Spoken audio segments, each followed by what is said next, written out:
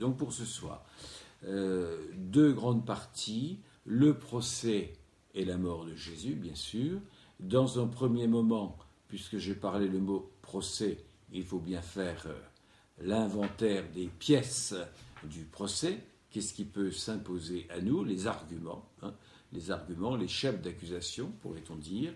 Et puis, dans un deuxième moment, la signification de la croix, et en particulier ce que l'on appelle pour les chrétiens une espèce de théologie de la croix, c'est-à-dire une transmutation complète de la signification de la croix, qui va passer de son statut de condamnation lamentable pour des brigands, etc., instrument de supplice et de torture, et qui va devenir non seulement le lieu du salut, mais en même temps le lieu qui va jusqu'à la compréhension plénière, si ça peut être plein, on ne peut jamais avoir une compréhension plénière de Dieu, mais enfin la compréhension originale, voilà ce qu'il faut dire, originale en christianisme de Dieu. Alors tout d'abord, les procès, les pièces d'un procès. Vous savez que nous avons 4 récits de la Passion. Vous le savez bien, puisque la Semaine Sainte nous fait entendre un certain nombre de ces récits. Donc nous avons 4 récits de la Passion. C'est sans doute le moment qui serait le plus privilégié pour prendre une synopse. Vous savez que la synopse nous permet de voir d'une manière panoramique les récits. Ce sont des récits assez longs, vous le savez bien, des récits assez longs, des récits assez travaillés et des récits qui sont relativement convergents, à tel point qu'un exégète qui a passé sa vie à enseigner à Toulouse, mais qui a également rédigé 2 gros volumes sur le procès de Jésus, cet exégète, Simon Legas, a pu dire à un journaliste qui l'interrogeait: pour qui veut tenter un travail historique sur Jésus, son procès est en fait la partie la moins complexe. À la différence du reste des évangiles, où la chronologie est souvent reconstruite, flottante, voire artificielle, les récits de la passion des évangiles offrent une succession des faits dont l'ensemble est fiable et convergent entre les divers auteurs. Néanmoins, et vous pouvez très bien le sentir également lorsque nous lisons liturgiquement ces récits de la Passion, néanmoins ce sont des récits de la Passion de Jésus, je dis bien des récits de la Passion de Jésus dont on sait qu'il est le Seigneur et le ressuscité. Ce ne sont pas des récits qui seraient un simple décalque des événements qui se sont passés, puisque dans les premières assemblées chrétiennes, on a beaucoup utilisé ces récits. On faisait mémoire du crucifié, et cette mémoire du crucifié est au cœur des premiers textes utilisés par les communautés chrétiennes. Et bien sûr, on lisait ces textes de la Passion en corrélation avec le psaume 22, le fameux psaume 22, « Mon Dieu, pourquoi m'as-tu abandonné ?»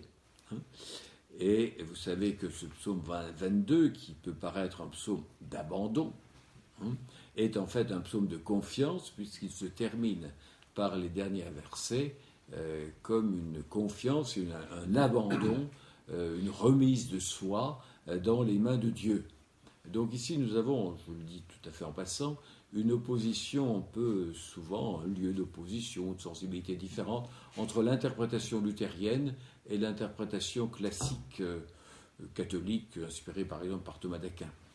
Thomas d'Aquin insiste beaucoup sur le fait que le Christ meurt en récitant ce psaume de confiance, alors que Luther veut prendre d'une manière beaucoup plus vie, beaucoup plus à la lettre, les premières phrases de ce psaume en disant « Le Christ, en mourant, fait l'expérience de l'abandon ». Ça, c'est un grand thème luthérien. Le Christ, en mourant, doit faire, dans son humanité, l'expérience de l'abandon de Dieu. Voilà. Donc, les premiers chrétiens, prenant le psaume 22 comme un psaume de confiance, le rattachent au texte de la Passion.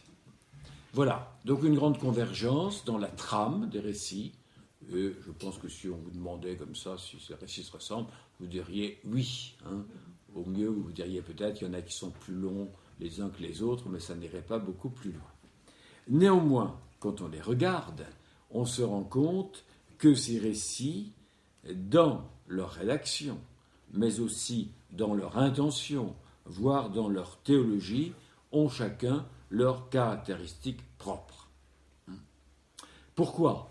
Parce que chaque évangéliste a son rapport avec la figure de Jésus, et cette compréhension, ce rapport avec la figure de Jésus, apparaît dans sa rédaction du récit de la Passion. Marc, on le prend souvent parce que c'est l'évangéliste le plus court, dit-on le plus simple, etc. Donc Marc expose les faits dans leur réalité objective. On pourrait presque dire, c'est pas péjoratif ce que je vais dire, mais on pourrait presque dire que Marc n'a pas d'état d'âme en faisant son récit. Réalité objective, un style précis, vif, tel un témoin qui ne craint pas de heurter par ce qu'il dit.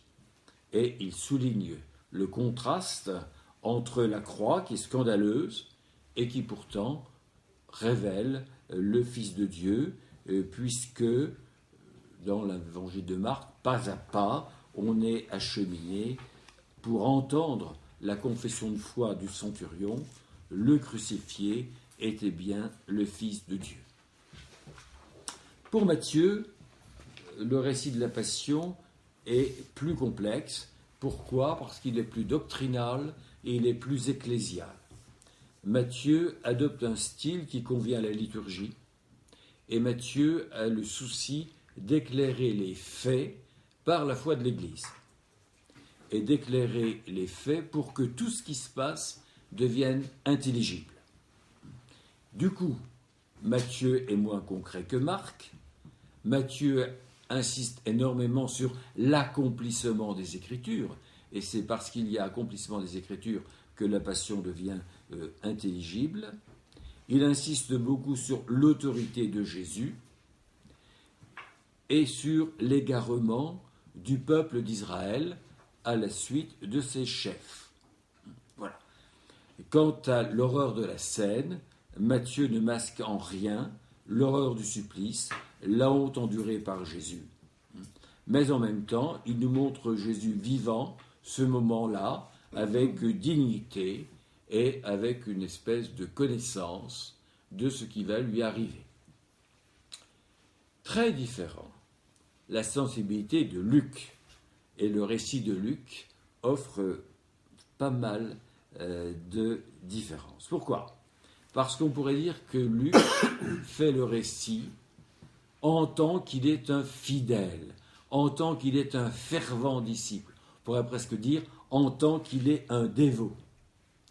Et il relie avec affection l'histoire de son maître.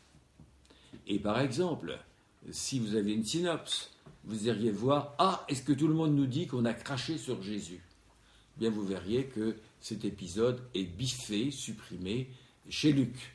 Et tous les épisodes les plus forts d'humiliation ne sont pas présents chez Luc. Pourquoi ?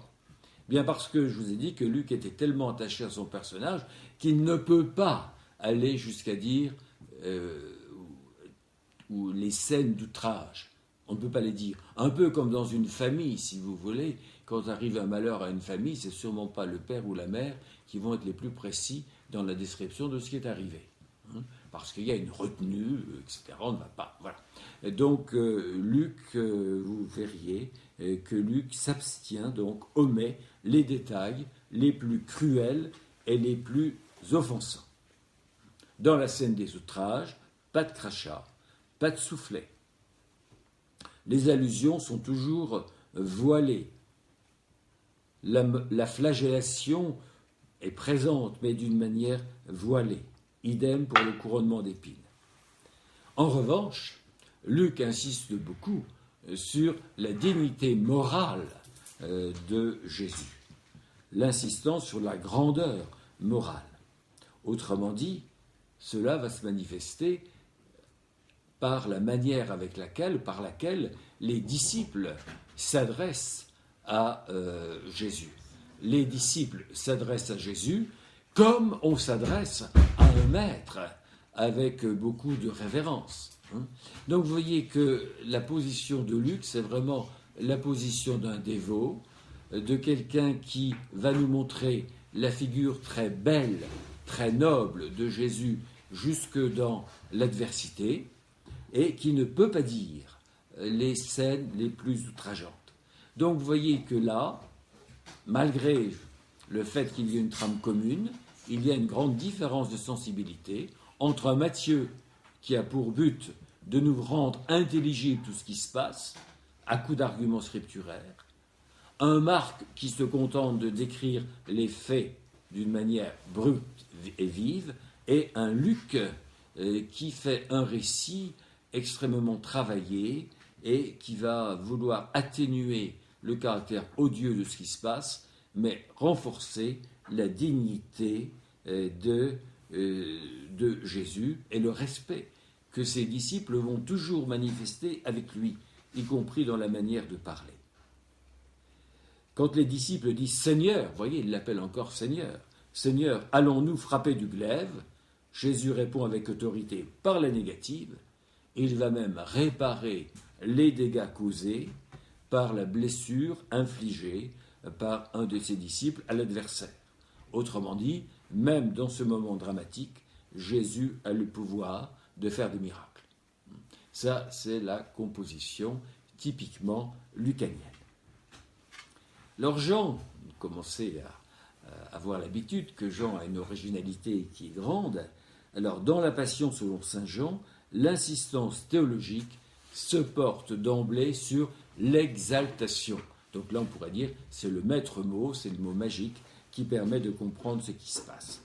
L'exaltation, le Christ est élevé en croix et la croix elle-même est comprise d'emblée, dans une perspective sotériologique, autrement dit, c'est déjà le salut qui s'accomplit, et une perspective royale, c'est vraiment le roi qui meurt sur le bois de la croix.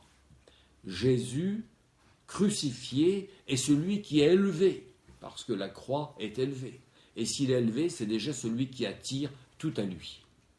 Sous forme de boutade, on a quelquefois dit, dans la manière de rédiger le récit de la Passion de Luc, la Passion est tellement déjà œuvre de salut qu'il n'y aurait presque même plus besoin de la résurrection.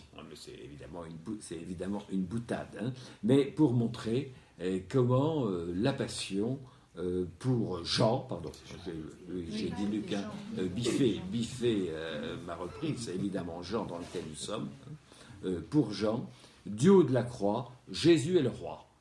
Et il est le roi qui attire, et il y a déjà une espèce d'anticipation des événements ultimes dans la croix. C'est devant la croix que les hommes vont être amenés à se déterminer et à choisir. Il y a l'exaltation du roi, on va accepter ou on va refuser. Autrement dit, la croix est une épiphanie.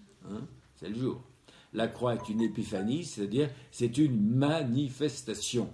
Et c'est la manifestation de la Seigneurie. C'est la glorification. C'est l'heure. Vous avez le thème de l'heure qui court tout l'évangile de Jean. L'heure, c'est le moment crucial, c'est le moment fatidique, c'est le moment de la révélation suprême.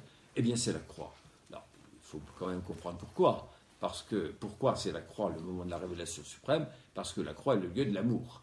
Et c'est sur la croix que se révèle le maximum de l'amour de Dieu. Donc c'est pour ça que c'est à la fois le moment de l'heure et le moment de la glorification de l'épiphanie. Voilà. Est-ce qu'il y a encore des questions qui sont débattues aujourd'hui à propos du procès de Jésus? On peut se mettre d'accord pour dire c'est un procès qui est rapide. Procès rapide, procès sans doute un peu bâclé, à coup sûr bâclé. Les historiens discutent, voire les juristes aussi, puisqu'on peut faire une approche purement juridique du procès de Jésus. Donc, historiens peuvent s'interroger sur le pouvoir, jusqu'où va le pouvoir du Sanhédrin, c'est une question. En particulier, est-ce que le Sanhédrin a ou n'a pas le pouvoir de mettre à mort? C'est une question débattue. Et une autre question, est-ce qu'il y a vraiment eu 2 procès en bonne et due forme? Vous savez que la tradition présente habituellement 2 procès successifs, un procès devant les autorités juives, donc devant le Sanhédrin, et un autre procès après devant le procureur romain. Alors, dans les évangiles, les synoptiques vont tout à fait dans ce sens. Si vous prenez les synoptiques, vous avez 2 procès. Le procès devant le Sanhédrin, et puis après, le procès chez Pilate. C'est Jean qui est plus complexe, parce que lui, en rigueur de terme, il n'y a qu'un procès chez Jean. C'est ce que serait le 2e procès. Donc le procès devant Pilate, mais Jean va faire une grande construction de ce procès devant Pilate. Alors, il semble bien que le procès a été bâclé à cause de la date, à cause de la proximité de Pâques. Ce qui est sûr, c'est qu'il n'y a peut-être pas eu un procès en bonne et due forme. On va se dire qu'en bonne et due forme, vous voyez toute la procédure devant le Sanhédrin, mais il est bien évident que ce sont les autorités juives qui sont à la base de l'arrestation de Jésus, et il est bien évident que c'est les autorités juives qui vont avoir la plus longue discussion religieuse avec Jésus et qui vont proclamer la sanction. Simplement, on verra aussi apparaître que les autorités juives, pour arracher à Pilate la mise à mort de Jésus, vont avoir tendance à faire une petite bifurcation des chefs d'accusation pour évidemment trouver des chefs d'accusation auxquels Pilate sera sensible, donc plutôt des accusations à caractère un peu politique, alors que dans le Sanhédrin, les chefs d'accusation sont plutôt religieux. Alors il ne faudrait pas voir là une différence, une opposition de perspective en disant « Ah, alors Jésus est un révolutionnaire de son temps et il y a eu un procès politique ». C'est plus complexe que ça. C'est parce que finalement, entre les autorités juives, disons le grand prêtre, et Pilate, il y a comme une espèce de jeu, savoir qui soutient l'autre et qu'est-ce qu'il faut faire pour qu'il y ait finalement une connivence entre des personnes qui, sur le dos de Jésus, vont être en connivence, alors que bien souvent, elles s'opposaient. Donc, à la différence de Marc, par exemple, mais des synoptiques, Jean ne mentionne qu'une condamnation devant Pilate. Chez les synoptiques, il y a bien comparution devant le Sanhédrin. Si les textes de Marc et de Matthieu sont très proches, on peut penser que Marc et Matthieu ont les mêmes sources, sont des textes très proches. En revanche, les textes de Luc comportent un certain nombre de différences.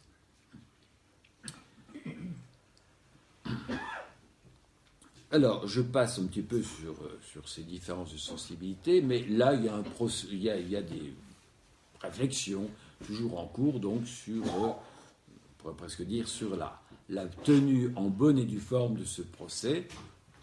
Nous ne sommes pas juristes, donc nous n'aurons pas à refaire le procès d'un point de vue juridique, ni devant le Sanhédrin, ni dans le dialogue avec Pilate. Disons qu'il y a bien ces 2 instants, ces 2 moments. Jean montre, puisque Jean n'a pas bâti, si vous voulez, son texte pour mettre en place un procès devant le Sanhédrin, Jean montre simplement la volonté des grands prêtres de livrer Jésus à Pilate. Ça, il le montre, la volonté des grands prêtres de livrer Jésus à Pilate, et il met en relief le rôle joué par Anne. Anne est un homme d'influence. Il est même présenté comme étant le beau-père de Caïphe. Et Anne est visiblement un homme d'influence, puisqu'il y a des choses qui se passent chez lui, il y a des choses qui après se passent chez le grand prêtre. Mais il n'était plus le grand prêtre en exercice. Il était sans doute le prédécesseur de Caïphe.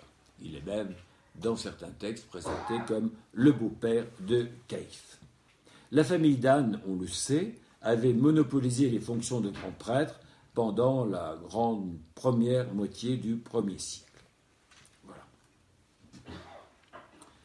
Il semble d'ailleurs que Caïphe et Pilate se soient relativement bien entendus. Jésus fut donc envoyé devant Pilate vraisemblablement pour que Pilate rende la sentence exécutoire. Autrement dit, pour obtenir de Pilate une condamnation. Il convenait d'insister sur les prétentions royales de Jésus et de transformer ces prétentions royales de Jésus pour les transformer en prétentions politiques. Une phrase très simple que vous devez connaître par cœur dans le récit, si tu es l'ami de César. Donc voilà la prétention politique. Fais très attention. Si tu es vraiment l'ami de César, il ne faut pas que tu laisses quelqu'un qui risque de compliquer les affaires d'un point de vue politique. Et c'est d'autant plus sensible que nous sommes dans soit la veille, soit le jour de la veille de la Pâque, à peu près. Donc il faut que tout soit terminé pour la Pâque. Et vous savez qu'au moment de la Pâque, c'était une grande affluence vers Jérusalem. Tout le monde convergeait vers Jérusalem. Et en plus, c'était un moment sans doute où on devait craindre beaucoup de choses. Parce que ceux qui précisément voulaient en découdre du point de vue politique avec les Romains pouvaient choisir ce moment-là, cette date-là, pour essayer de faire un coup d'éclat. Un petit peu mutatis mutandis, un petit peu comme la résistance pendant l'occupation allemande, comme la résistance aimait prendre des dates symboliques pour essayer de faire un grand coup. Les Allemands devaient sans doute craindre le 14 juillet et quelques autres événements comme cela, parce que ça stimulait pour faire ça. Donc voilà. Alors, le personnage de Pilate, on a des précisions. Il y a certains évangélistes qui veulent visiblement atténuer son rôle dans la passion. C'est les histoires, je ne vois rien lui reprocher, etc. etc. Jean ne va pas jusque-là parce que Jean insiste aussi sur le fait que Pilate, finalement, va rendre aux autorités juives, certes, il va le leur rendre, avec ce titre qu'il lui donne, roi des Juifs, de dire je vous donne ce cadeau là du roi des Juifs. Ah ben non, il n'est pas le roi des Juifs. Mais Pilate semble, vous me l'avez présenté comme ça, alors je vous le rends comme ça. Là, il y a une espèce de partie de poker, si je puis dire, entre Pilate et les autorités juives. Mais il rend quand même aux autorités juives quelqu'un qui a été flagellé, quelqu'un qui a suivi des outrages, etc. Voilà. Alors, cela étant dit, quelques clés de lecture sur les diverses sensibilités de chacun des évangélistes par rapport au personnage de Jésus et au drame de la Passion, et comment chacun a sa propre théologie pour écrire son récit. Je passe maintenant au chef d'accusation. Le premier chef d'accusation, c'est, à n'en pas douter, le rapport de Jésus avec le temple. C'est à cause du temple. C'est ça le premier chef d'accusation. Certaines paroles de Jésus à l'égard du temple furent jugées scandaleuses, et son comportement lui attira l'opposition des grands prêtres, du grand prêtre et de ce qu'on appelle l'aristocratie du temple, c'est-à-dire ces familles, ces groupes, les Sadducéens, qui étaient responsables du temple. Alors pourquoi le temple avait une telle importance? Aujourd'hui, on a du mal à le comprendre, mais parce que le temple représentait la présence assurée de la présence de Dieu au milieu de son peuple. Et toutes les grandes fêtes, y compris toutes les grandes ritualités, se passaient au temple. Alors, d'où vient ce qui a pu paraître comme étant une prise de distance irrespectueuse de Jésus à l'égard du temple? Je vais remarquer que Jésus n'est pas le seul, parmi les groupes religieux qui sont contemporains, Jésus n'est pas le seul à avoir pris quelques distances avec le temple. Vous avez d'autres groupes. Vous avez en particulier les Esséniens, qui vivent ailleurs, qui ont leur propre rite de purification, des rites de purification vraiment centrés sur l'eau, etc., qui vivent d'une manière assez ascétique. Mais vous avez tout bonnement, vous avez tout le groupe des baptistes. Alors, bien souvent, on connaît beaucoup de choses sur les Sadducéens, sur les pharisiens, sur les zélotes, qui sont les poétiques, et on connaît beaucoup moins de choses sur les baptistes. Pourtant, ils existent. Simplement, les baptistes devaient être un mouvement plus populaire et qui a fourni moins de littérature et l'on connaît moins. Mais il y a au moins le personnage de Jean-Baptiste. Donc Jean-Baptiste ramène du monde autour de lui, mais il ne ramène pas ce monde-là autour du temple de Jérusalem. Et Jean-Baptiste semble fonctionner avec autre chose qu'avec le temple de Jérusalem, il fonctionne avec le Jourdain.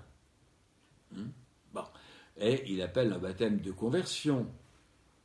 Et il donne un baptême de purification pour le pardon des péchés. Voilà, purification, conversion, pardon des péchés. Voilà le baptême donné par Jean-Baptiste.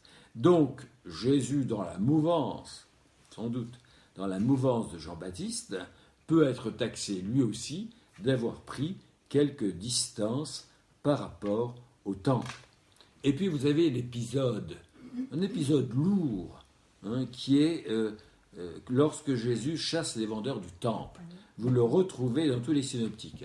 Moi, je suis toujours agacé quand on fait un commentaire un peu trop clean, si vous voulez, de cet épisode en disant « Ah, Jésus était tellement respectueux de la maison de son Père, alors on applaudit, etc. » C'est pas si évident que ça. Oui, c'est évident que ça de notre point de vue, mais du point de vue juif, c'était vraiment autre chose, parce que lorsque Jésus chasse les vendeurs du temple, Marc précise, les grands prêtres et les scribes l'apprirent et cherchèrent comment ils allaient le faire périr. Donc, manière donc pour Marc de souligner l'importance de l'incident, parce qu'on va dire, il s'en prend indirectement au temple lui-même, puisqu'il s'en prend à ceux qui étaient les changeurs du temple. Ce n'étaient pas des vendeurs de cartes postales. C'était des gens qui étaient là pour la ritualité du temple. Et au procès, il sera fait allusion aux propos de Jésus relatifs au temple. Et il a dit qu'il détruirait ce temple. Ouais. Il a dit qu'il détruirait ce temple.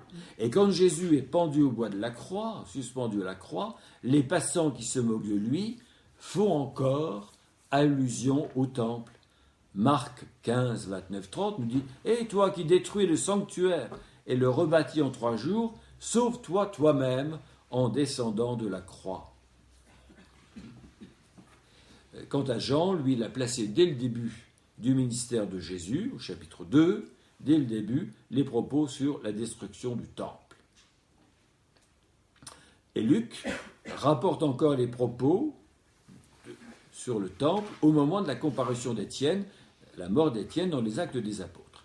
Donc vous voyez que le temple est bien le premier chef d'accusation, le rapport ambigu de Jésus au temple, qui pour ses opposants est plus un rapport ambigu, mais est une prise de distance, et Jésus, dit-on, se serait élevé contre le fonctionnement religieux et cultuel du temple.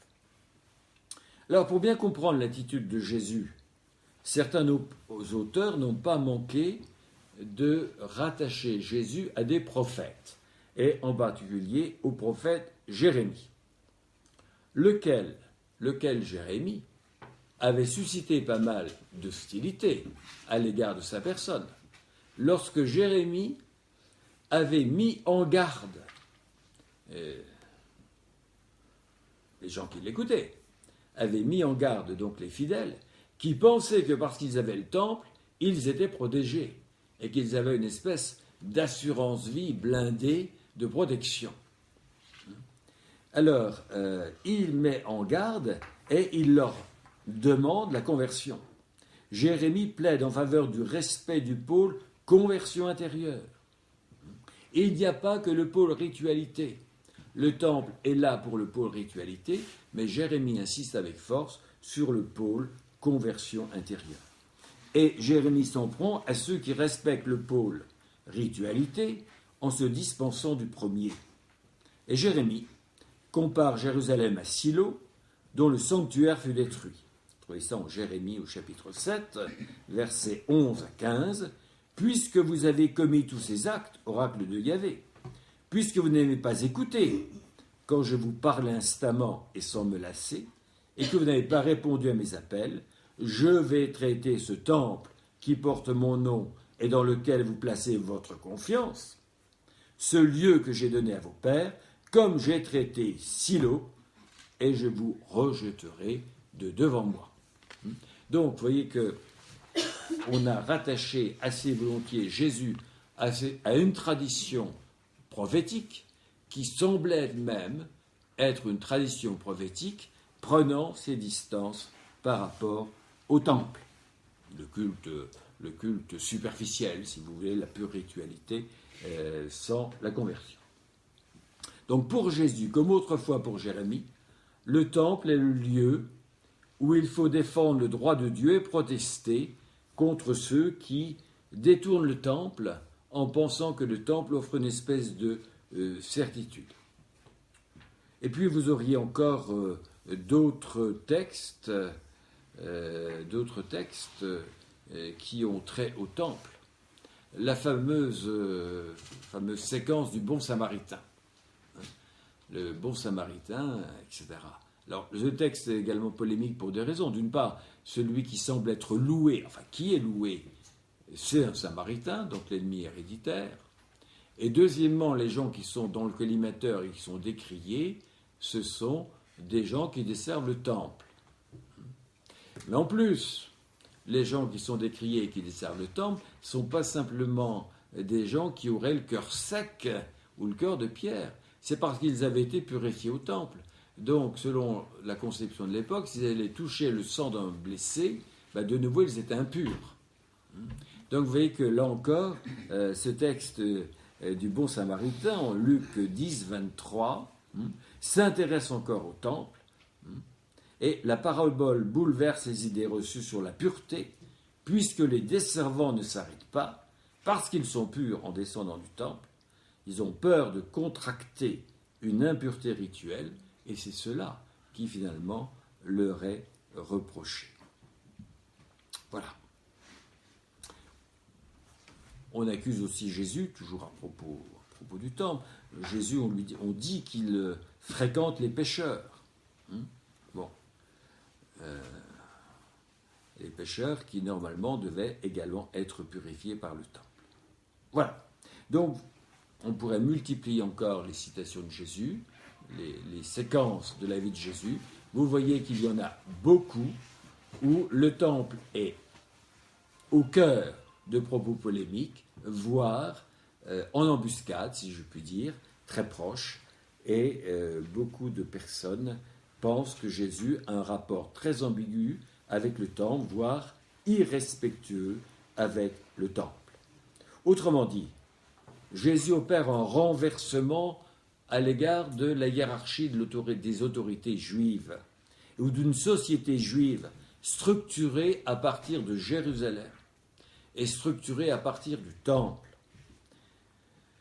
Plus le rapprochement avec Jérémie permettent de rapprocher Jésus de la lignée prophétique et peuvent donner à penser que Jésus lui-même a effectué ce rapprochement. Jésus s'est peut-être identifié au sort des prophètes malmenés.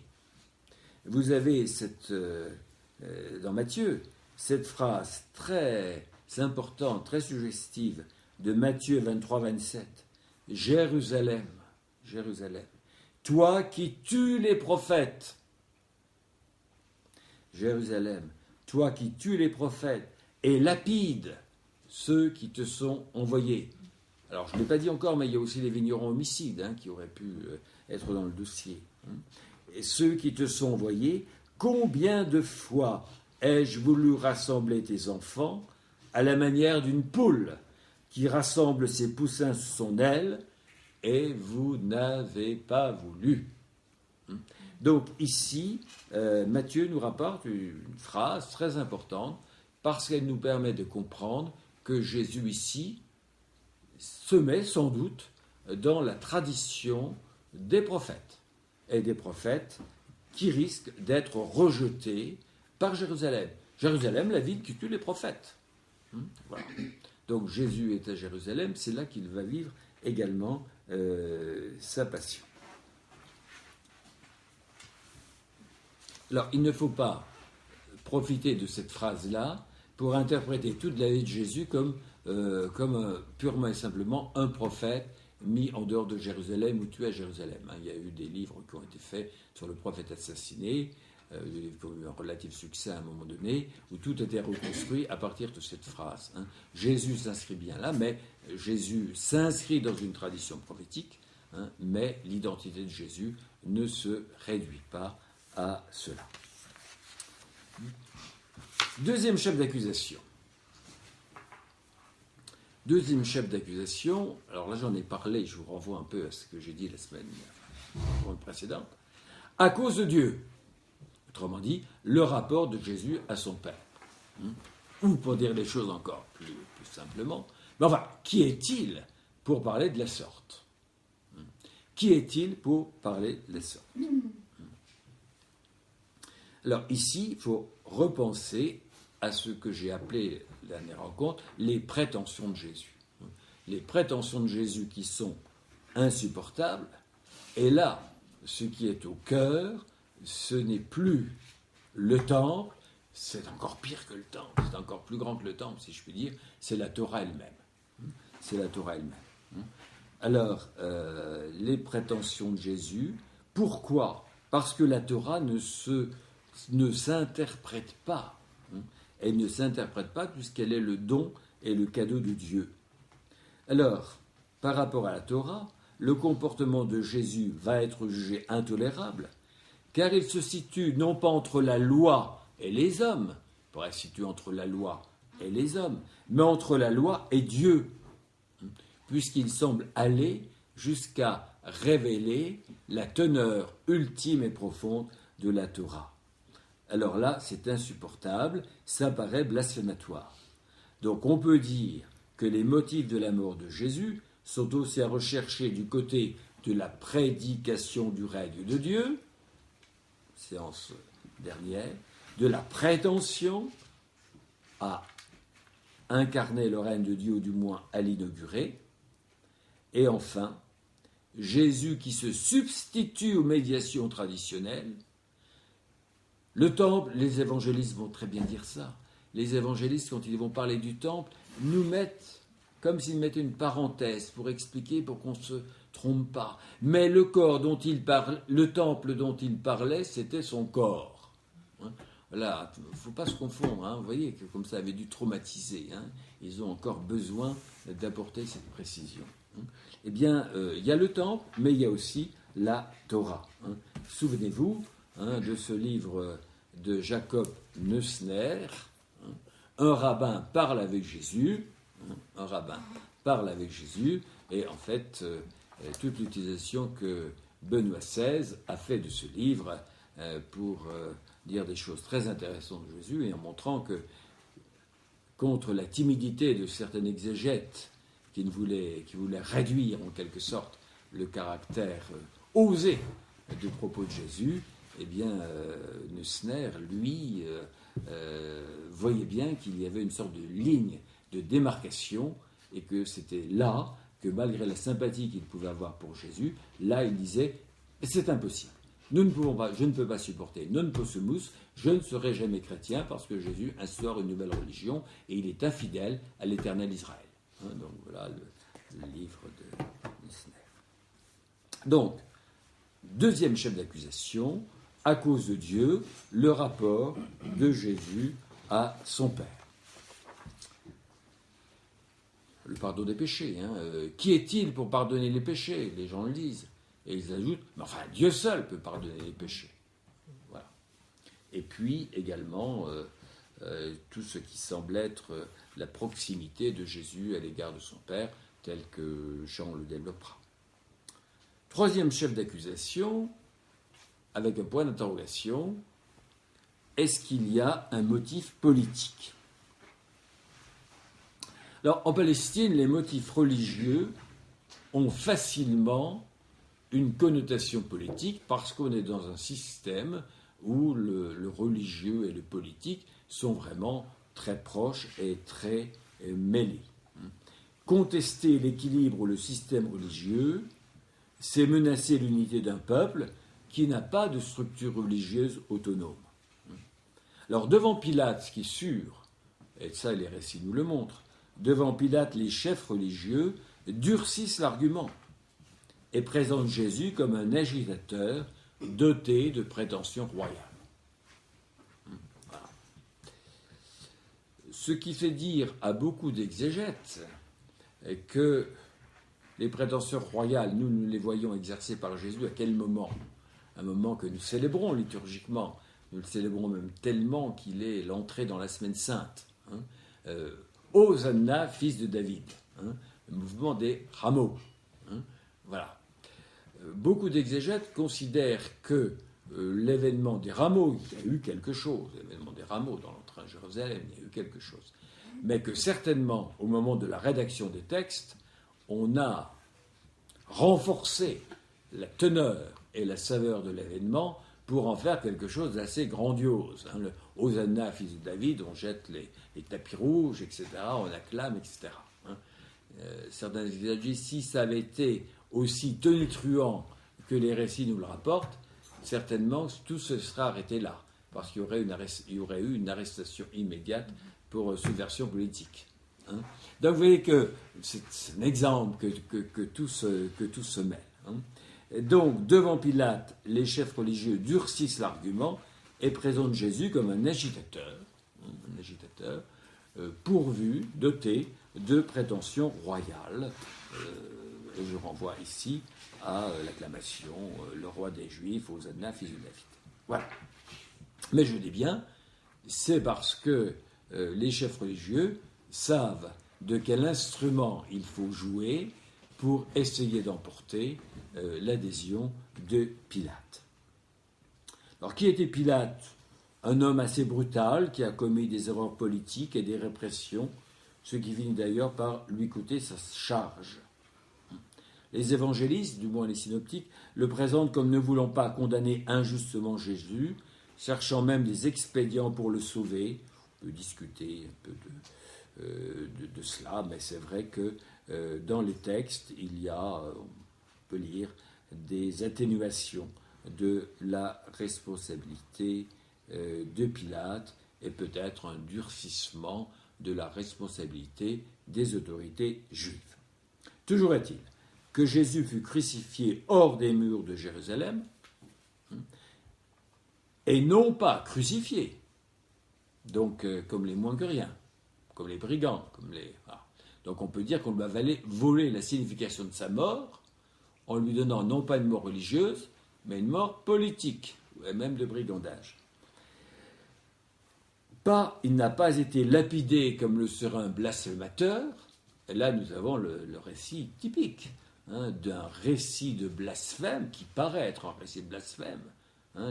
Les oreilles fragiles des auditeurs juifs d'Étienne sont servies. Parce que là, Étienne fait un discours, là, il fait sonner les grandes orgues. Voilà. J'ai contemplé le Fils de l'homme, etc. Voilà. Eh bien, Étienne, lui, on ne lui vole pas sa mort immédiate, par lapidation. Donc là, c'est bien un motif religieux. Alors, Jésus de Nazareth a aussi cet écriteau, si bizarre, roi des Juifs. D'ailleurs, face à cette inscription, les Juifs protestent. Et Pilate, là, s'abuse en riant de leur protestation. Ah, vous avez voulu ça, Eh bien voilà, vous l'avez. Donc, face à cette inscription, Jésus est aussi spolié du sens de sa mission et du sens de sa mort. Il n'a jamais voulu prendre le pouvoir et il est resté fidèle à la mission qu'il avait reçue du Père. Ça veut dire que toute la vie de Jésus a été comme une vie pour autrui, et la mort est aussi dans ce contexte-là qu'elle s'inscrit, et non pas dans un contexte politique. Un mot avant de passer à la deuxième partie, un mot sur le supplice de la croix, puisque Jésus n'a pas été lapidé, mais qu'il a connu le supplice de la croix. Toujours est-il que dans l'Antiquité romaine, bon alors on discute beaucoup pour savoir qui a inventé ce sacrifice de la croix. Il n'est pas exclu que ça vienne des Carthaginois. que ce soit peut-être les Carthaginois qui aient inventé ça. Il y a eu des crucifixions à Jérusalem, il y a eu des crucifixions en Palestine, mais les Romains ont bien aimé aussi la crucifixion. Chaque fois qu'il y avait des séditieux ou des révoltes, à Rome, à Rome, on crucifiait. Pourquoi la crucifixion avait cette possibilité, cet intérêt? Tout simplement parce que la crucifixion, c'est un spectacle. C'est un spectacle. Ça dure longtemps. Et c'est fait pour se voir. On ne va pas crucifier dans un trou. On crucifie au contraire pour que ça se voit. Et puis la crucifixion, ça fait partie du supplice. La crucifixion, c'est long, puisqu'on meurt par asphyxie. Le condamné, tant qu'il a un peu de force, essaye un peu de se soulever pour retrouver un semblant de respiration, puis après il retombe, etc. Et il y a une agonie qui est longue.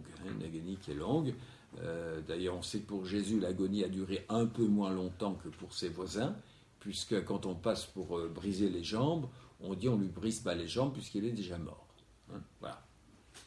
Donc, c'est tout cela qui fait que on pense que la croix est un spectacle, ça se voit, c'est une mise en scène, et puis en plus c'est douloureux. Elle est précédée par la flagellation, etc. Et puis on laisse mourir. Voilà. C'est ici que le mot de Nietzsche révèle toute sa profondeur. Voir souffrir fait du bien. Et je crois que c'est vrai, souvent. Regardez toutes les mises en scène macabres, dans les pays de violence et dans les mises à mort violentes. Il faut apaiser le désir des foules. Et voir souffrir, les foules aiment bien ça souvent. Voilà. Donc là encore, la croix révèle peut-être les sentiments les plus enfuis de la nature humaine quand elle se transforme en foule.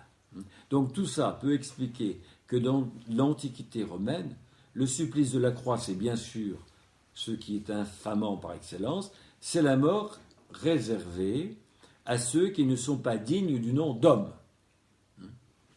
La crucifixion est en particulier appliquée aux ennemis vaincus, aux séditieux. Avant Jésus-Christ, 519 avant Jésus-Christ, le roi Darius de Perse fit crucifier, dit-on, 3000 Babyloniens. À la fin du IIe siècle avant Jésus-Christ, Alexandre Jamet, le roi des Juifs, fit mettre en croix 800 de ses sujets qui s'étaient soulevés. Alors on pense que ce sont les Carthaginois qui ont fait connaître ce supplice aux Romains pendant les guerres puniques. Et au IIIe siècle avant Jésus-Christ, ce supplice semble apparaître à Rome. Voilà.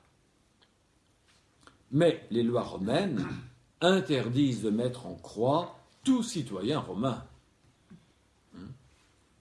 Saint Paul n'est pas crucifié, par exemple, parce que Saint Paul est citoyen romain. Peuvent être crucifiés les esclaves, les non-citoyens romains, coupables de brigandage, voilà, sans doute pour Jésus, ou d'insurrection. Les autorités romaines ont recours à ce supplice pour des individus dans diverses provinces. Mais les procureurs romains des provinces savent qu'il ne faut pas transiger avec les habitudes romaines. Si quelqu'un se dit « je suis procureur d'une province très lointaine et je vais crucifier, et si dans le lot il y a un citoyen romain », c'est la révocation pure et simple. Donc là, il y a un monopole du fait d'être citoyen romain. Voilà. Donc la croix, c'est l'évocation humiliante d'un fait atroce et répugnant. C'est ce que montrent bien les réactions des premiers témoins, païens et chrétiens. Parce que les païens ne vont cesser de dire « Enfin, vous êtes tombé sur la tête. Qu'est-ce que c'est que cette religion qui, comme fondateur, ne trouve qu'un espèce de fondateur qui a été mis sur le bois de la croix. Enfin, c'est de la folie. Et les auteurs chrétiens vont transformer l'argument en faisant dans un sens apologétique. Si nous avons un tel fondateur, et si c'est si déraisonnable, c'est bien la preuve que nous n'en pouvons rien, et que ça ne dépend pas de nous. Car si ça avait dépendu de nous, nous n'aurions quand même pas eu cette bêtise d'aller chercher un tel fondateur. C'est donc que ça s'impose à nous, et que ça vient d'en haut.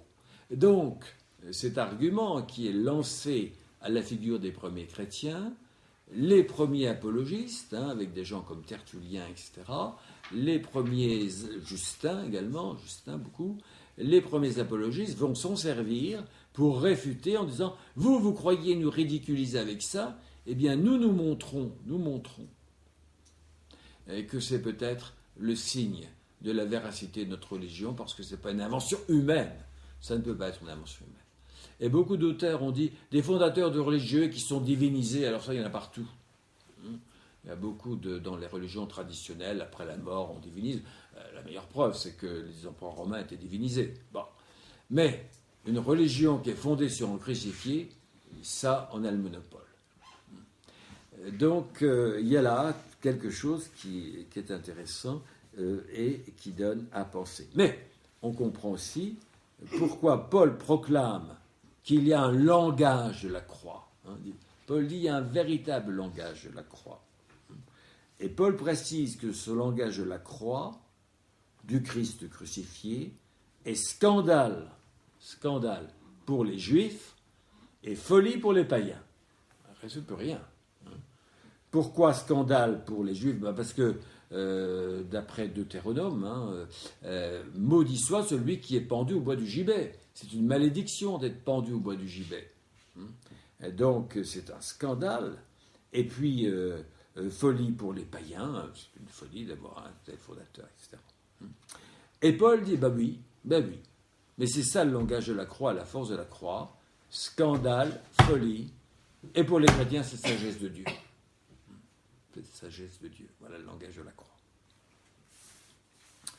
Bien. Je passe maintenant à la signification de la mort de Jésus. Parce que c'est quand même un peu ça qui vous intéresse, La signification de la mort de Jésus. Montrons bien que nous ne pouvons pas avoir la facilité de dire « Oh de toute manière, il suffit d'attendre 2 jours, il y aura la résurrection. » Non, le drame du salut, ce n'est pas de la littérature à l'eau de rose. Ce n'est pas un récit qu'on récite aux enfants le soir pour qu'ils s'endorment avec leur nounours. Il y a la croix.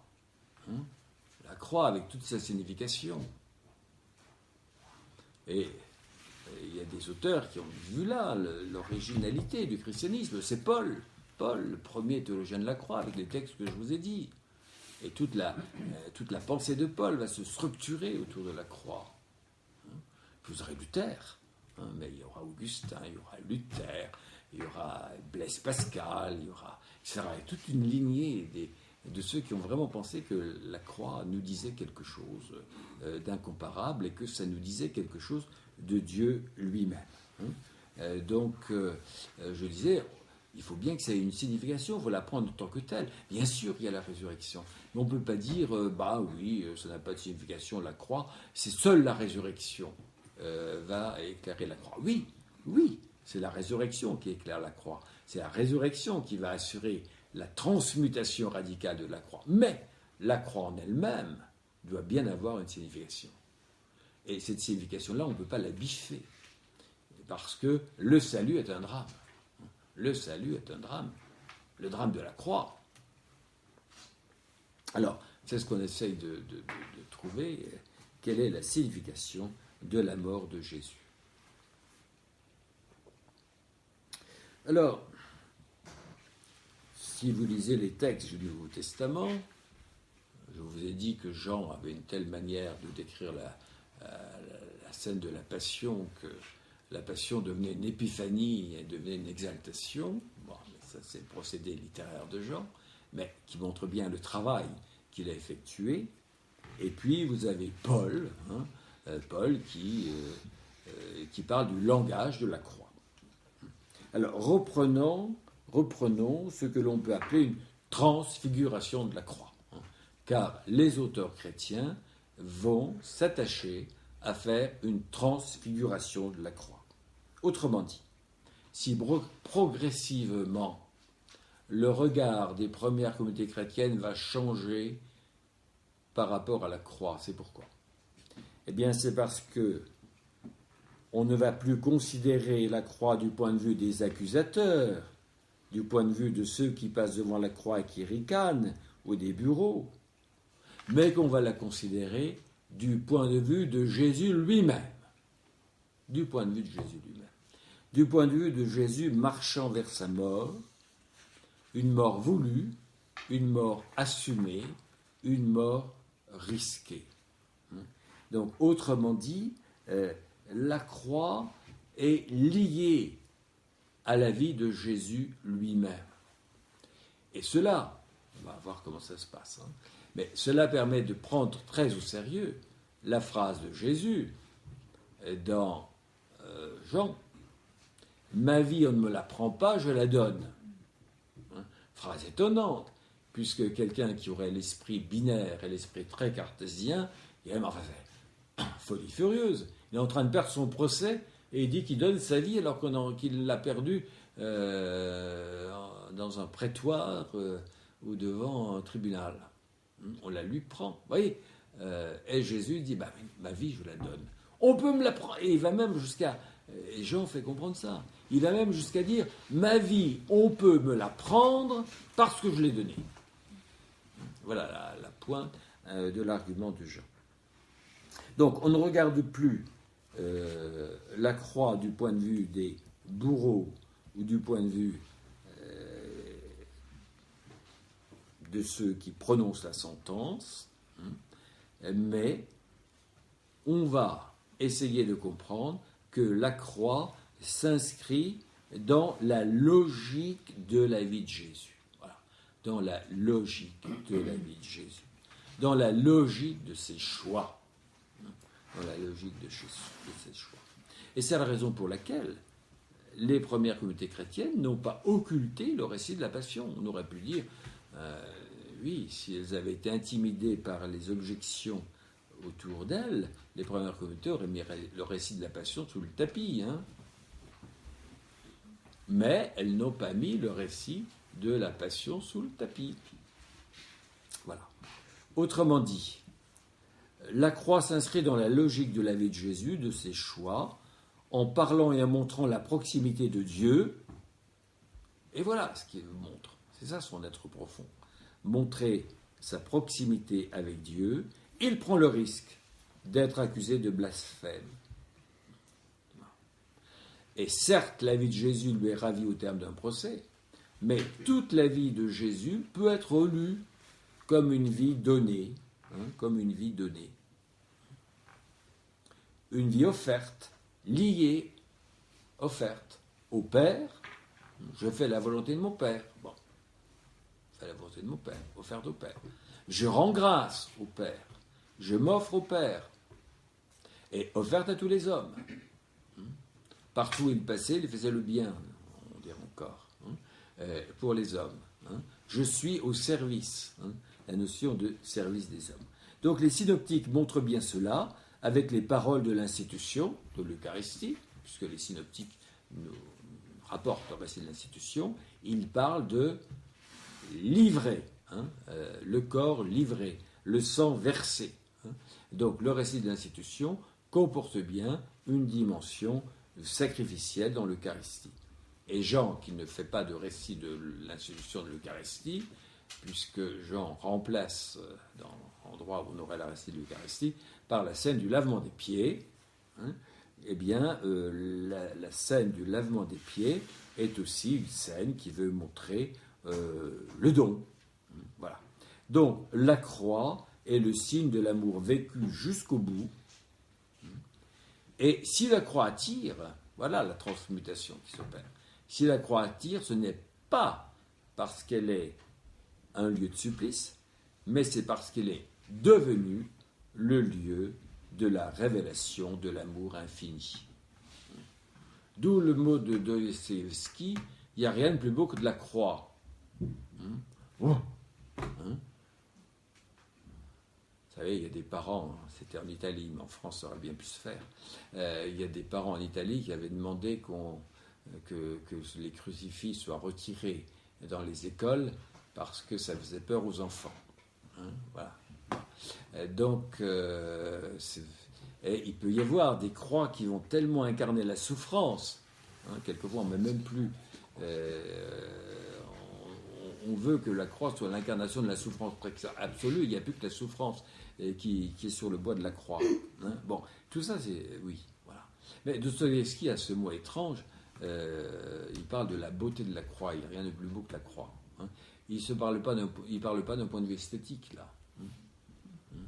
Il parle d'un point de vue, du point de vue de la révélation de l'amour.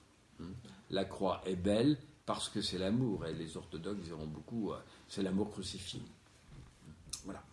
Donc, la force de la prédication paulinienne, de la croix, j'ai dit que Paul était le premier grand théologien de la croix, c'est de quitter le registre religieux juif, voyant dans la pendaison une malédiction, voyant dans un cadavre suspendu une impureté, pour faire de la croix le lieu de la révélation, celui de Dieu en son Fils, bref, pour en faire l'élément du salut. Et vous avez Galates 3,13, Jésus endosse la situation du maudit, c'est pour nous délivrer. Il endosse la situation du maudit pour nous délivrer de la malédiction de la loi. Alors là, Paul va très loin avec le thème de la malédiction de la loi. Il y a toujours un aspect polémique chez Paul par rapport à la loi, mais Paul est un orfèvre dans la connaissance de la loi. Mais c'est aussi parce que Paul est persuadé que la loi ne peut que nous condamner. Par rapport à la loi, nous sommes toujours en dehors de la loi, nous sommes toujours déviants, nous sommes toujours non performants. Donc c'est ça la malédiction de la loi. Alors que le Christ, lui, nous rachète et nous appelle à toute autre chose que de prendre conscience indéfiniment de notre insuffisance. Donc voilà, Paul, le Christ, nous délivre de la malédiction de la loi.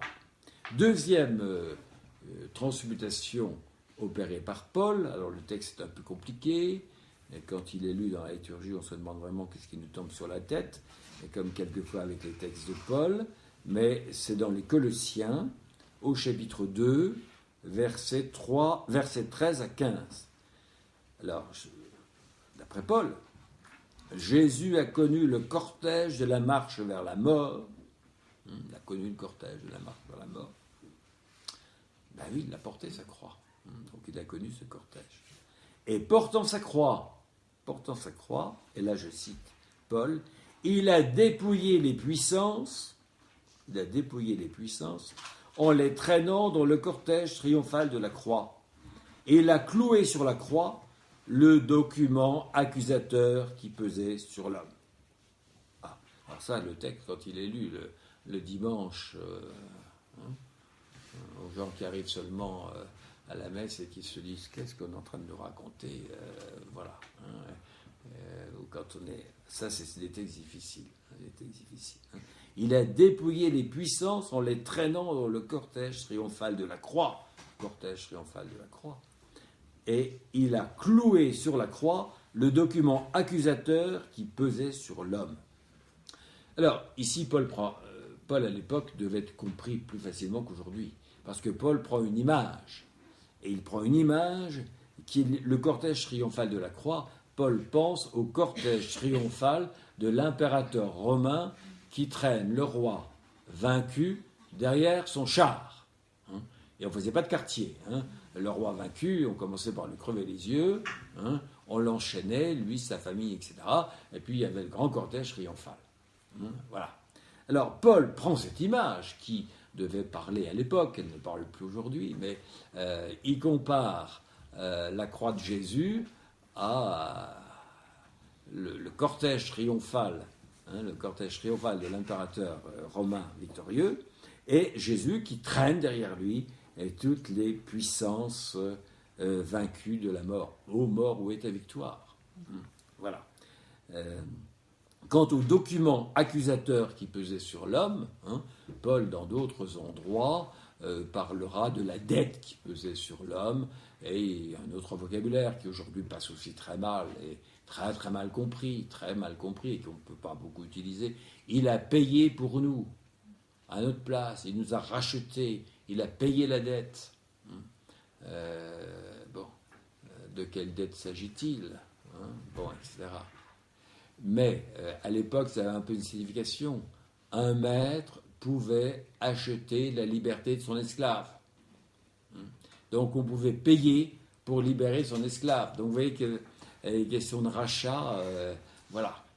Donc le document accusateur, ça peut être perçu comme la dette, mais en même temps, la dette qui permet aussi de racheter notre liberté. Donc ça veut dire, dans l'esprit de Paul, c'est une image pour dire, le Christ nous rend notre liberté. Voilà. Enfin, troisième invention de Paul, si je puis dire, troisième force de Paul, Paul donne à la croix une dimension existentielle et spirituelle. Il faut marcher à la suite du Christ. Il faut porter sa croix. Dimension existentielle et spirituelle. Et c'est tellement vrai que la théologie paulinienne du baptême, qu'est-ce que c'est que la théologie paulinienne du baptême? C'est être plongé dans la mort et dans la résurrection du Sauveur. La théologie paulinienne du baptême, Romains 6, la grande théologie paulinienne du baptême, c'est le baptisé est plongé dans la mort et la résurrection du Sauveur. Voilà. Alors, c'est pas la position de Luc. La théologie lucanienne du baptême est beaucoup plus agréable et beaucoup plus complémentaire, parce que Luc intègre tous les éléments du baptiste pour montrer, voilà, il intègre tout, la conversion, l'eau, etc. Et il ajoute les éléments spécifiquement chrétiens au nom du Seigneur Jésus, dans la force du Seigneur Jésus, et puis l'autre élément, le don de l'Esprit Saint. Voilà. Mais Paul reste d'une manière beaucoup plus abrupte dans sa théologie du baptême. Bon, la pensée de Paul est tellement variée qu'il y a aussi d'autres éléments sur la théologie du baptême dans d'autres lettres, mais dans l'Épître aux Romains, elle plongée dans la mort et la résurrection du Sauveur. Donc vous voyez que la croix ici revêt une dimension existentielle et spirituelle. Autrement dit, c'est le grand thème de Paul de l'abaissement de Dieu pour nous. L'akénose, Dieu s'est vidé, Dieu s'est abaissé, Dieu s'est fait humble. Là encore, la liturgie a des ressources insoupçonnées. Dans la Semaine Sainte, nous lisons l'hymne aux Philippiens. Nous le lisons au rameau. Pour ça que quand il y a des endroits où des prêtres qui ont quelquefois plus une montre à regarder que le sens théologique, ou des équipes liturgiques qui ne veulent pas que ça dure trop longtemps, ça arrivait quelquefois que j'arrive quelque part, on avait supprimé l'épître aux Philippiens, et on passait directement à la Passion parce que c'était long. Voilà. Les abrutis, on ne peut pas comprendre la Passion si on n'a pas la clé de lecture. Et la clé de lecture, c'est vraiment l'hymne aux Philippiens. Il s'est abaissé, il s'est anéanti, il s'est fait pauvre, il s'est anéanti. Lui qui était de condition divine s'est tellement anéanti jusqu'au bois de la croix. Il s'est tellement anéanti que Dieu l'a exalté. Voilà. Donc, l'anéantissement et l'exaltation. Alors, quand on a ça, c'est toute la théologie paulinienne, là encore, et après, on peut entendre le récit de la Passion. Voilà. Donc, vous voyez que la mort de Jésus, la croix de Jésus, va être relue à travers le langage de la kénose, de l'abaissement, de l'anéantissement. Et on peut dire que ce n'est pas simplement la croix qui va être lue comme ça, c'est toute la vie de Jésus qui va être lue à travers cette image de la kénose et de l'anéantissement. Autrement dit, et ça j'aime beaucoup insister là-dessus, si l'on ne peut pas comprendre, ou si on n'arrive pas à expliquer, que toute la vie de Jésus est une vie pour autrui, on n'arrive pas à faire ça. à mon avis, on ne comprendra jamais le sens de la croix. Parce que la croix, elle est pour nous, il est mort pour nous. Et si on n'a pas compris que toute la vie de Jésus était aussi une vie donnée, une vie pour autrui, on aura beaucoup de mal à comprendre que la croix est pour autrui. Vous voyez, là encore, on ne peut pas dire, la croix suffit, puis la vie de Jésus, non. Je reviens à la première séance, certains disent, du moment qu'on sait à peu près quelque chose du mystère pascal, ça suffit. Oui, c'est le mystère pascal qui est salutaire. Mais toute la vie de Jésus nous permet de le comprendre. Et toute la vie de Jésus est déjà une vie donnée. Voilà. Alors, il me reste un point traité, et là, je serai plus dans les temps aujourd'hui. Il me reste un point traité, dont là, je m'inspire beaucoup du Père Sesboué. Le point traité, c'est les partenaires de la croix. Les partenaires de la croix. Qui sont les partenaires au pied de la croix? Il y a du monde au pied de la croix. Il y a du monde. Ça cause même au pied de la croix. Et les évangélistes nous montrent effectivement qu'il y a ceux qui se moquent, il y a un larron qui va de sa partition, l'autre de la sienne, l'un de refus, l'autre d'acquiescement, enfin il y a du monde, il y a Jésus qui parle à sa mère, enfin, etc. Bon, ça parle beaucoup à la croix. Donc les partenaires de la croix, nous allons voir. Mais Cardinal de Bérulle disait, la croix c'est étonnant, Jésus parle à tout le monde sauf à Marie-Madeleine. Et tout le monde parle sauf Marie-Madeleine. Cardinal de Bérulle disait, mais c'est parce que Marie-Madeleine, c'est le prototype de la théologie mystique. Et la théologie mystique, c'est la théologie silencieuse, qui n'a pas besoin des mots. Et le cardinal de Bérulle a cette très belle expression.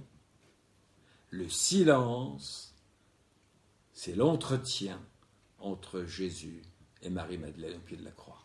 Autrement dit, tout le monde s'agite au pied de la croix, mais il y a au moins Jésus et Marie-Madeleine qui sont dans le silence. Très beau. Alors, Bérulle décrit ça dans un texte mystique qui s'appelle « L'élévation à Sainte-Madeleine ». Parce qu'à l'époque du XVIIe siècle, comme au Moyen-Âge, mais au XVIIe siècle, tout auteur spirituel écrit un traité sur Sainte-Madeleine. Pourquoi ? Parce que Sainte-Madeleine est le prototype de la mystique. Donc on y va et on fait l'éloge de Sainte-Madeleine. Donc vous comprenez aussi pourquoi il y a des lieux de pèlerinage et des lieux de dévotion à Sainte-Madeleine. Alors le cardinal de Bérulle, il a écrit ce traité à Sainte-Madeleine, mais il l'a destiné à Henriette de France, qui était reine d'Angleterre. Parce que le cardinal de Bérulle rêvait de réconcilier l'Angleterre et le pape, et il pensait que s'il arrivait à faire épouser le roi d'Angleterre une reine de France catholique, ça améliorerait le sort des catholiques et peut-être qu'on pourrait réintroduire une hiérarchie catholique en Angleterre. Richelieu était beaucoup plus réaliste et s'amusait un petit peu des naïvetés du cardinal de Bérulle en politique. Mais enfin, le cardinal de Bérulle l'a fait. Donc elle est partie en Angleterre, Henriette de France, et elle se morfondait peut-être des brumes britanniques, mais aussi de la dureté de son mari et de Buckingham, le Premier ministre de son mari, et de ne rien pouvoir faire pour les catholiques.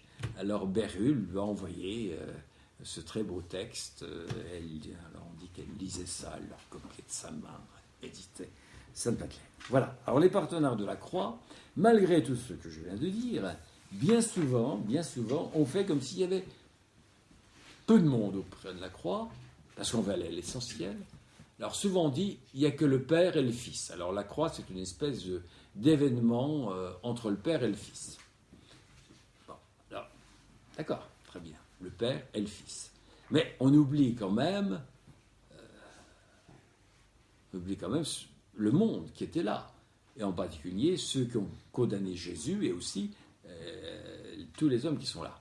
Donc vous voyez que c'est difficile de dire, la croix ne se comprend que comme un dialogue entre le Père et le Fils, et puis on a aussi là le danger de dire, c'est le Père qui veut la mort du Fils. Alors quel est l'amour d'un Père qui veut la mort d'un Fils et qui a besoin d'apaiser le fameux chant qui a encore quelques personnes bien chanté, qui fait partie du folklore de Noël, c'est vrai, mais pas forcément du folklore liturgique, le fameux minuit chrétien.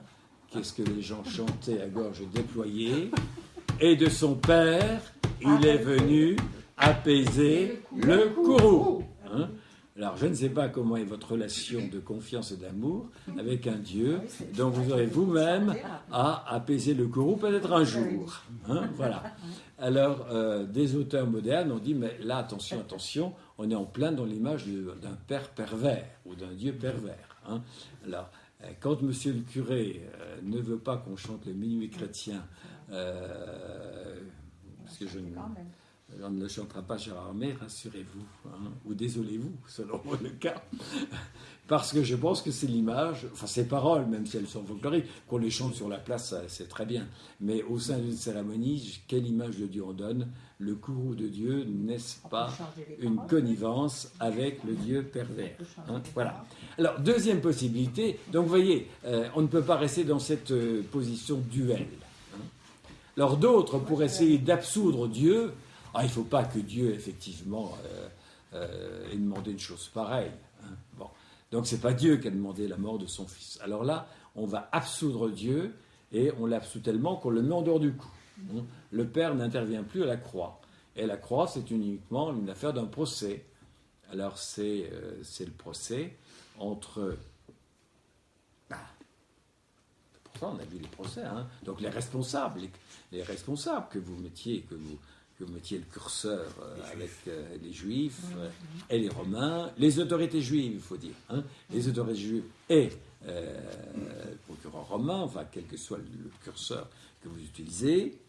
Hein, et puis Jésus, l'innocent, si nous prenons le campement, la posture de Luc. Mais, si c'est uniquement un innocent qui perd un procès, il y en a d'autres. Les innocents qui ont perdu des procès, il y en a au cours de l'histoire, il y en a eu quand même un certain nombre. Et ils risquent fort d'en avoir encore, hélas. Et ce n'est pas pour autant qu'ils ont racheté le monde. Donc, si c'est uniquement une affaire entre ceux qui condamnent et l'innocent, ça n'a pas une portée universelle de salut. Il faut bien que Dieu soit présent, hein, quelque part, pour que ça ait une portée de salut. Donc, il faut qu'il n'y ait pas, non pas le Père et le Fils, ou le Fils et ceux qui le condamnent, mais il faut bien qu'il y ait les trois partenaires de la croix. Hein. Donc, dans la croix, nous avons trois partenaires. Hein. Le Père, le Fils et ceux qui condamnent, ou les hommes. Alors, celui qui a très bien compris ça, un des premiers, c'est saint Augustin qui disait tous livrent quelqu'un. Ils font la même chose, ils livrent. Mais il y en a deux qui livrent par amour et par charité, et il y en a d'autres qui livrent par intérêt et par méchanceté. Alors, Augustin explique, qu'est-ce qui distingue le Père? Eh bien, c'est que le Père donne son Fils. Il donne son Fils, il l'a envoyé, il en a fait don à l'humanité. Il donne son Fils, il en a fait don à l'humanité. Le Fils se donne lui-même, je vous ai dit, c'est une vie pour autrui toute sa vie. Hein. Donc, il se donne lui-même, il se livre lui-même. Et puis, il y en a un troisième qui livre aussi. Hein. C'est Judas, le disciple qui livre le maître. Hein. Et Judas, derrière Judas, vous avez l'humanité pécheresse. Donc, le disciple, voilà. Donc, ce que le Père et le Fils font par charité, dit saint Augustin, ce que le Père et le Fils font par charité, Judas, lui, le fait par trahison, par cupidité, par intérêt, par tout ce que vous voulez. Hein. Voilà. Voilà. Autrement dit, Augustin a parfaitement compris que toute la passion est bien le fruit de l'initiative de l'amour de Dieu. Le Père a pris le risque de donner le Fils. C'est l'initiative de l'amour de Dieu. C'est le moyen par lequel Dieu a accepté que puisse s'accomplir la réconciliation entre l'humanité et lui. Le Fils se donne dans un mouvement d'obéissance, c'est la kénos, il ne retint pas ce qu'il l'égalait à Dieu, il s'anéantit. Voilà. Et puis, il y a ceux qui le livrent, qui ne le reçoivent pas, et ici, il faudrait parler de la parabole des vignerons homicides. Le maître qui envoie tous les régisseurs, je veux au moins envoyer le Fils, comme ça ils respecteront le Fils, pas plus le Fils qu'un autre. Hein. Voilà. Alors, ici, vous avez, on a beaucoup symbolisé ça, vous avez un renversement de situation qui est au cœur de la rédemption. C'est que le Christ a été livré à l'humanité. Il a été condamné par... vous mettez dans le même sac, vous mettez tous ceux qui ont eu part à cette condamnation. Vous voyez, ici, ça commence par Judas, et ça va jusqu'à ceux qui sont mis en scène au moment du verdict. Bon. Et là, vous avez une espèce de transformation livrée à nous, qui se transforme en livrée pour nous. Voilà. Donc, toute la passion, c'est un pour nous. Un pour nous. Quand on parlait latin, on insistait beaucoup sur le pro nobis. Quand vous chantez le latin, et pour notre salut, il descendait du ciel. Pour nous, pour notre salut, pro nobis. Il se livre. Donc là, vous avez une transformation. C'est pour nous, c'est en notre faveur. C'est en notre faveur. Autrement dit, ce qui semblait être fait contre Jésus se révèle être fait pour nous. Il est mort par le péché des hommes, par le fait d'une violence injuste, par un procès bâclé, etc. Mais en même temps, il meurt en leur faveur, il meurt pour eux, il meurt pour nous. Autrement dit, c'est parce qu'il est bien le Fils unique de Dieu que Jésus peut réaliser et montrer l'amour du Père pour les hommes, et Jésus achève sa mission en communiquant sa vie. Je suis venu pour que les hommes aient la vie et que les hommes l'aient en abondance, cette vie. C'est le fameux texte de Jean 10, verset 10. Ou encore, il va nous communiquer un autre défenseur. Si c'est un autre défenseur, ça veut dire que lui est le premier défenseur. Et cet autre défenseur, c'est l'Esprit Saint et le Paraclet. Autrement dit, le Fils se donne à un monde qui est traversé par le mal, par le péché, par la mort. Il s'affronte dans un drame, dans un conflit. Il s'affronte à eux pour les vaincre. Et Saint François de Sales, avait ces mots, très beaux, parce que François de Sales savait écrire, c'est un grand littérateur. Il dit que Dieu nous a donné la rédemption gratuitement, d'accord, et il dit, cette rédemption, elle est, alors là c'est Saint François de Sales qui utilise sa plume, abondante, surabondante, copieuse, magnifique, excessive. Ah, les moyens sont abondants, les moyens employés par Dieu, employés par le Père. Il a pris ce risque, les moyens abondants, surabondants, copieux, magnifiques, excessifs. Voilà. Ça, c'est le dessein de Dieu. Je ne vous l'expliquerai pas. Je suis comme Saint François de Sales. On ne peut que s'émerveiller devant les moyens que Dieu a accepté d'utiliser. Abondants, surabondants, copieux, magnifiques, excessifs. Les moyens utilisés. Et je rajoute un petit commentaire à ce que dit François de Sales. Je suis personnellement toujours très surpris de voir comment la rédemption est copieuse, surabondante, un drame. Alors que la création, tout se passe bien. Il suffit que Dieu parle. Dieu parle et c'est fait. Une parole et tout est fait. Les luminaires d'un côté, les eaux trouvent leur place, le firmament, enfin, tout est bien, tout est bien, que la création est simple et que la rédemption est compliquée. Ben voilà, c'est ce...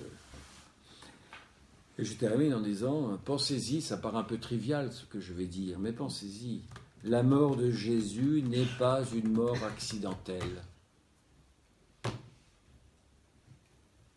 C'est une mise à mort.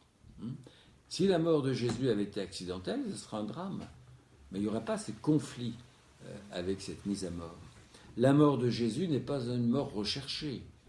Il y a certains qui disent Jésus a monté en Jérusalem, finalement voulait en finir. Ah non, autrement dit, ce serait un suicide. Donc la mort de Jésus n'est ni une mort accidentelle, ni une mort recherchée. La mort de Jésus est une mort qui s'affronte au mal, à la violence, à ce projet de rédemption que François de Sales dit encore, je répète, abondant, surabondant, copieux, magnifique, excessif.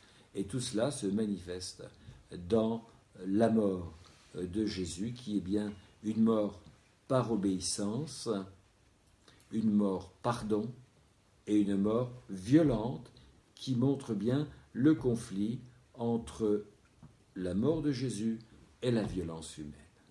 Il y a quelque chose là qui nous indique bien que la mort de Jésus s'affronte à la violence. Voilà.